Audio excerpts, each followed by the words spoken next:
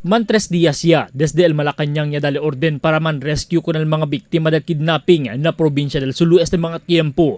Días después, curta el pescuezo del Canadian National si John Ridsdale del lunes por causa no ay asigun man meet con el ransom demand del mga Abu Sayyaf de 300 milyon. Ayer sigritos airstrike asigun el conduci el militar usando di ila MG-520 attack helicopters con el mga lugar que tiene presensya del mga terorista grupo Abu Sayyaf.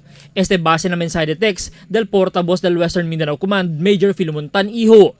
Por causa con este, todo el mga line agencies del militar y PNP hasta el Coast Guard ya se subidi la fuerza na heightened alert para evita mga terorist mansipmatiyan nila grupo na probinsya. Asigun ko el Operations Officer del Coast Guard District Southwestern Mindanao, Lieutenant Paul Gonzales. Hindi man sila parte del internal security operation del AFP, pero sila talinalamar para asegura que no hay spillover el cosa sucede na mga bisinos probinsya del Zamboanga Peninsula. Sa latest abduction incident, nagkaroon kami ng mas intensified na security measures doon sa areas ng Sulu, and we have come up with an plan in which we will deploy an additional floating assets there to support the Armed Forces of the Philippines sa effort nila. Grande bentaha asigun que talitambién el Philippine Navy, quien tiene mga sea assets y envuelto na operasyon. Taayuda también asigun grande el air assets del Philippine Air Force para na diila Eagle's Eye.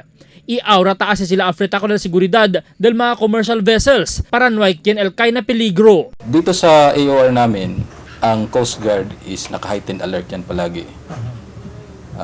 Lahat ng mga ports na may barko, nandun ang Coast Guard visible yan 24/7. Este tiempo, ta continua pa asigun siyempre el ofensiba militar na probinsya a mediante que tali el presensya del mga kidnap victim na mano del terorista Abu Sayyaf.